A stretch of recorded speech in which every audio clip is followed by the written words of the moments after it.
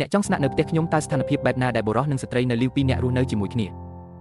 ាជំនួយការរបស់នាយកប្រតិបត្តិបានបញ្ឆោតមិត្តស្រីអនឡាញរបស់គាត់ដោយអះអាងថាជានាយកប្រតិបត្តិរស់នៅក្នុងសហគមន៍លំដាប់ខ្ពស់ដោយមិននឹកស្មានដល់មិត្តស្រីរបស់គាត់បានបង្ហាញខ្លួននៅមាត់ទ្វាររបស់គាត់ដោយគ្មានជំរឿផ្សេងទៀតជំនួយការត្រូវសុំជំនួយពីសៀវដែលមានអំណាចខ្លាំងដំបូងឡើយមេបញ្ជាការស្ទាក់ស្ទើរមិនព្រមទេប៉ុន្តែភ្លាមនោះគំនិតដ៏អស្ចារ្យមួយបានកើតឡើងចំពោះគាត់បានអនុញ្ញាតឲ្យជំនួយការរបស់គាត់និងមិត្តស្រីរបស់គាត់រស់នៅក្នុងផ្ទះអ្នកទាំងពីរទើបតែឡើងទៅជាន់លើស្រាប់តែពួកគេបានបុកជាមួយមេកាដែលកំពុងរើរបស់របរនៅឡើយនេះជាជំនួយការមេបញ្ជាការរបស់ខ្ញុំសេនាប្រមុខយ៉ានបានឃើញទឹកមុខអង្វររបស់ជំនួយការរបស់គាត់ខ្ញុំពិតជាភ្ញាក់ផ្អើលណាស់ទោះជាយ៉ាងណាក៏ដោយមនុស្សម្នាក់អាចព្យាយាមធ្វើជាមនុស្សល្អរហូតដល់ទីបញ្ចប់លោកប្រធានាធិបតីស៊ូស្ដីលោកស៊ូអ្វីត្រូវបានខ្ចប់សម្រាប់អ្នកហើយតើអ្នកមានគម្រោងដោះស្រាយរឿងទាំងនេះដោយរបៀបណាបោះវាចោលទៅមិនអីទេលោកស៊ូពេលនោះឧត្តមសេនីយ៍ក៏ត្រឡប់មកវិញគាត់បានសួរមេតបដោយទឹកមុខភ្ញាក់ផ្អើលថាតើអ្នកកំពុងរើទៅណាហើយឬនៅនាយទាហាននោះងឿងឆ្ងល់យ៉ាងខ្លាំងចំពោះសំណួរនោះរហូតដល់គាត់មិនដឹងថាត្រូវឆ្លើយយ៉ាងណាឡើយគាត់បានហៅយ៉ាងរហ័សថាអ្នកចាត់ការទូទៅយ៉ែងស៊ូស្ដីលោកជាងខ្ញុំកំពុងជួយលោកប្រធានាធិបតីស៊ូវិចខ្ចប់របស់គាត់ហាឧត្តមសេនីយ៍យល់ភ្លាមពីទឹកមុខរបស់ស៊ូឆាងខ្ញុំបានណែនាំខ្លួនខ្ញុំយ៉ាងរហ័សបន្ទាប់ពីចាប់ដៃគ្នារួចគាត់ក៏ចាប់ផ្ដើមចំអកឲ្យលោកម៉ាសាល់ភ្លាមថាអាហារលោកម៉ាសាល់តូចឥឡូវនេះអ្នកបានបញ្ចប់ការសម្អាតសម្រាប់ប្រធានាធិបតីស៊ូហើយពួកគេនឹងវាកំទេចបន្ទប់ខ្ញុំក្នុងពេលបន្តិចទៀតទោះបីជានាយទាហានខឹងយ៉ាងខ្លាំងក៏ដោយគាត់នៅតែញឹមហើយនិយាយថាមិនអីទេគ្មានបញ្ហាទេបន្ទាប់ពីស៊ូឆាងនិងមិត្តស្រីរបស់គាត់បានចូលទៅក្នុងផ្ទះនាយទាហានបានអន់ក្បាលយ៉ាងលឿនហើយពន្យល់គាត់ថាមានមូលហេតុមួយសម្រាប់ហេតុការណ៍នេះសង្គ្រោះបន្ទាន់តាមពិតទៅមេបញ្ជាការបានធ្វើបែបនេះដោយចិត្តណា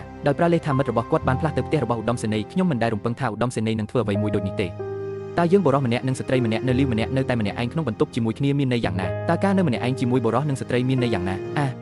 ខ្ញុំមិនយល់ពីអ្វីដែលអ្នកកំពុងនិយាយទេតើយើងបានបញ្ចប់នៅតែម្នាក់ឯងយ៉ាងដូចម្ដេចទាំងបុរសនិងស្ត្រីហេតុអ្វីយើងមិនហៅវាថាបុរសឯកានិងស្ត្រីឯកាគាត់ក៏ជាស្ត្រីដែរមិនអីទេបន្ទាប់មកគាត់បានស្នាក់នៅអ្នកបានចាក់ចេញហើយសេនាប្រមុខដែលមិននឹកស្មានថាឧត្តមសេនីយ៍នឹងមើងម៉ាត់យ៉ាងនេះសោះខ្ញុំគ្មានជំរឿអ្វីក្រៅពីរត់មករកហើយធ្វើពុតជាអាណិតគេនោះទេអ្វីដែលគាត់កំពុងនិយាយគឺពិតជាថាពិភពលោកកំពុងទៅរកឆ្កែភាពអសិលធម៌ស៊ូឆាងបានធ្វើការយ៉ាងឧស្សាហ៍ព្យាយាមសម្រាប់ខ្ញុំអស់រយៈពេលជាច្រើនឆ្នាំគាត់បានសុំជំនួយពីខ្ញុំហើយបានឲ្យខ្ញុំខ្ចីផ្ទះនោះដោយមិនសម្លឹងមើលអ្វីឡើយនេះហៅថាការតបស្នងគុណមិនដូចមនុស្សមួយចំនួនទេខ្ញុំបានជួយពួកគេច្រើនណាស់នៅកន្លែងធ្វើការប៉ុន្តែមុនពេលគាត់អាចនិយាយចប់ឧត្តមសេនីយ៍បានរំខានគាត់អ្នកអាចមានផ្ទះនេះបានខាងសានខ្ញុំនឹងទៅដំឡើងវាមែនទេនេះមិនមែនជាលទ្ធផលដែលមេបញ្ជាការចង់បានទេតើមានប្រយោជន៍អ្វីបើគាត់ចូលមកវិញបើគាត់ចាក់ចេញដូច្នេះមេតបក៏ធ្វើពុតជាមានរបួសភ្លាមហើយមេតបនៅក្បែរគាត់ក៏ភ្ញាក់ផ្អើលអ្នកនិយាយថាខ្ញុំជាមនុស្សឈឺប្រសិនបើអ្នកត្រូវទៅបន្ទប់ទឹកនៅពាក់កណ្ដាលអាគារមុខរបួសបានបើកឡើងវិញឈាមច្បាស់ជាបានប្រឡាក់នៅនឹងកន្លែងឈាមបានហូរដោយទន្លេពាក្យសម្ដីរបស់មេបញ្ជាការកាន់តែមិនសមហេតុផលនោះជាទង្វើខ្លាំងខ្លាយមួយឧត្តមសេនីយ៍បានលាតត្រដាងគាត់ដោយផ្ទាល់គាត់មិនគួរធ្វើពុតទេខ្ញុំបានសួរគាត់ថាតើគាត់មានគម្រោងស្នាក់នៅផ្ទះខ្ញុំពេញមួយថ្ងៃហើយមិនចាក់ចេញទេ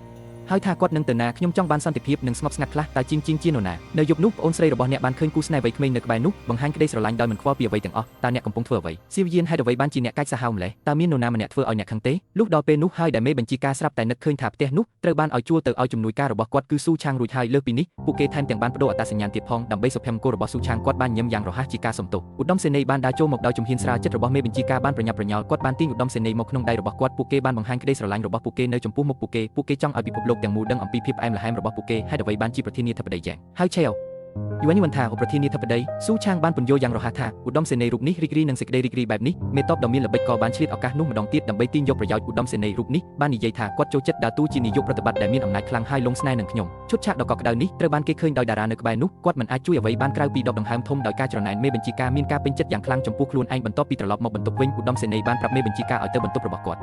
ដរាបណាពាក្យទាំងនេះចេញពីមាត់របស់គាត់ភ្នែករបស់មេបញ្ជាការបានបើកធំភ្លាមខ្ញុំពិតជាមើលស្រាលអ្វីដែលបុរសម្នាក់នេះកំពុងធ្វើហេតុអ្វីបានជាអ្នកស្រាប់តែខ្លាចជាមនុស្សល្អបែបនេះព្រោះវាធ្វើឲ្យខ្ញុំងុយគេងមុនពេលខ្ញុំផ្លាស់ប្ដូរចិត្តប្រញាប់ឡើងខ្ញុំនឹងទៅហើយនាយទាហានទើបតែទៅដល់ទ្វារបន្ទប់គេងពេលគាត់បែរខ្លួនត្រឡប់មកវិញតើវាអាចទៅរួចទេដែលមានអ្វីមួយដែលមានដាច់គោនៅលើគ្រែអ្នកទៅខ្ញុំទៅដោយខ្លាចថាឧត្តមសេនីយ៍អាចនឹងផ្លាស់ប្ដូរចិត្តនាយទាហានបានប្រញាប់ប្រញាល់ចូលទៅក្នុងបន្ទប់គេងមួយជំហានពួកគេថែមទាំងបានចាក់សោទ្វារដោយចិត្តណាទៀតផងឧត្តមសេនីយ៍បានខឹងភ្លាមចាក់សោទ្វារខ្ញុំជាស្ត្រីម្នាក់ទោះបីជាខ្ញុំជាមនុស្សស្រីក៏ដោយយល់ព្រមខ្ញុំមិនខឹងនឹងអ្នកទេអ្នកមិនបានញុះញង់ចៅហ្វាយធំរបស់អ្នកទេការខឹងនឹងធ្វើឲ្យអ្នកអាក្រក់ការខឹងនឹងធ្វើឲ្យអ្នកចាស់លឿនជាមុននាយទាហាននៅពីក្រោយទ្វារដោយមិនខឹងឡើយបានញឹមតិចតើអ្នកបានសង្ឃឹមដោយសម្ងាត់ថាគម្រោងរបស់អ្នកនឹងទទួលបានជោគជ័យដែរឬទេនេះជាលើកដំបូងហើយដែលគាត់ធ្លាប់ដេកលើគ្រែរបស់ឧត្តមសេនីយ៍ខ្ញុំរំភើបខ្លាំងណាស់គេងមិនលក់ស្ដេចជីមតូចដោយគ្រែរបស់ដាវមួយសន្ទុះក្រោយមកគាត់បានរើសយកគូបរូបិកម្ដងទៀតហើយចាប់ផ្ដើមលេងវាដោយមិននឹកស្មានដល់នៅពេលដែលគូបរូបិកត្រូវបានដោះស្រាយរូបគំនូររបស់ឧត្តមសេនីយ៍ម្នាក់បានលេចឡើងនៅលើវាគាត់លេងអាចទប់ទល់បានទៀតហើយបានដើរទៅបន្ទប់ទទួលភ្ញៀវឧត្តមសេនីយ៍បានដេកលក់យ៉ាងលឿននៅលើសាឡុងរួចហើយគាត់មិនអាចជួយអ្វីបានក្រៅពីអង្គុយចុះឡើយហែកសក់ដ៏ស្រស់ស្អាតរបស់ឧត្តមសេនីយ៍ក្នុងបិទចម្ងាយរវាងអ្នកទាំងពីរយឺតពួកគេស្ទើរតែថាប់គ្នាបរិយាកាសពិតជាមិនច្បាស់លាស់ខ្លាំងណាស់នៅពេលនោះជាសំណាងល្អមេបញ្ជាការរូបនេះគឺជាសុភាពបុរសដោយទប់ស្កាត់ស្មារតីរបស់ខ្លួនគាត់ក៏ថយក្រោយយឺតបន្ទាប់មកគាត់បានគ្រប់ដណ្ដប់ឧត្តមសេនីយ៍ដោយភួយមួយដោយគិតគាត់មិនអាចជួយអ្វីបានក្រៅពីប៉ះច្រមុះរបស់ឧត្តមសេនីយ៍ក្នុងម្ដងទៀតលុះដល់ពេលនិយាយលាហើយពួកគេក៏ចាក់ចេញដោយស្ទាក់ស្ទើរបន្ទាប់ពីនាយទាហានបានដើរចេញទៅឧត្តមសេនីយ៍តែងតែដកដង្ហើមធំរំលឹកឡើងវិញនៅសកម្មភាពរបស់មេបញ្ជាការនាពេលនេះខ្ញុំមិនអាចទប់សំណើចបានទេប៉ុន្តែសាយដោយរីករាយ